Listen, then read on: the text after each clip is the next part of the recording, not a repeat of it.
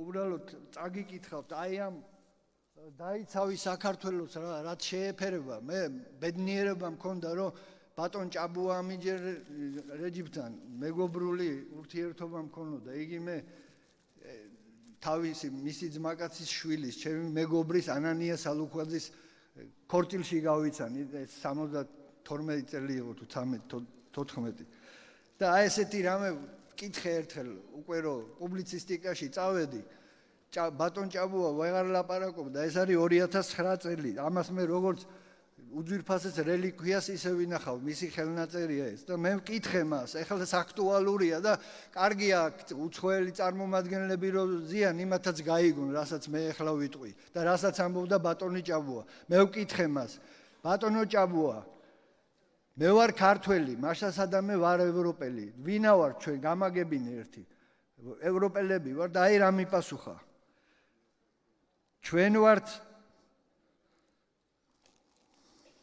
ჩვენ არც აზიელები ვართ, არც ევროპელები, ჩვენ ვართ ის როგორი სულიერებითაც მოვედით ამ დალოცვილ, მაგრამ შარიან მიწაწყალზე პლუს რაც ევროპისგან და აზიიდან ვისესხეთ და გავიქართულეთ, ჩვენ ქართველები ვართ.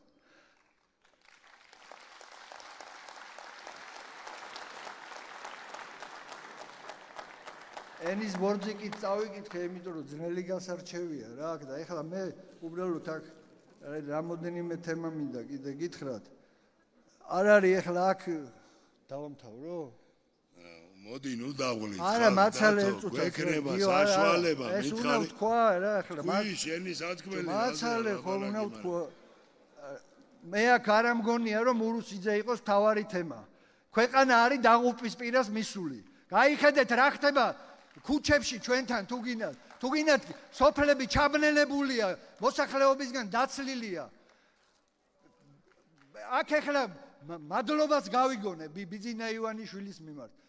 ის სამება ააშენაო სამება რო ააშენაო ცალი ეგრე როსტომხანიც აშენებდა იმას რა ქვია ეკლესიებს მაგრამ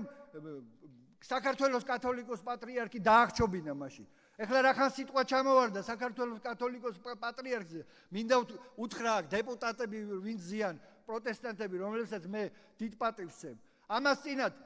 ისა რა ქვია ევროკომისიამ გამოაქვეყნა დასკვნა სადაც ჩვენ პატრიარქზე დაწერა რომ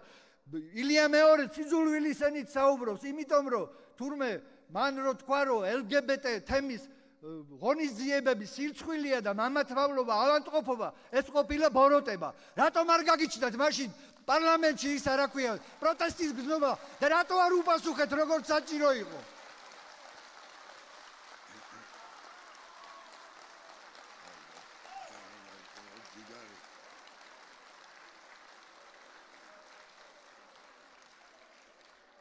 და კიდევ გავაგრძელებ ამ თემას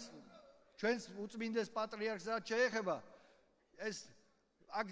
დათო მაღარაძემ თქვა რომ ტოლობის ნიშანი დავსვიო მე უკეო იმაშიო ნაციონალებთან და ოცნებას შორისო მე ეს ტოლობის ნიშანი დიდი ხანია დავსვი უკვე 5 წლის წინ ზუსტად აი ესეთ სიტუაციაში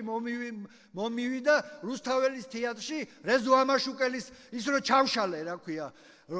არ მაძლევდა იქაც სიტყვას იმიტომ რომ ბიძინა ივანიშვილის სადითირემო კლუბი გახადა ისა რა ქვია და ეხლა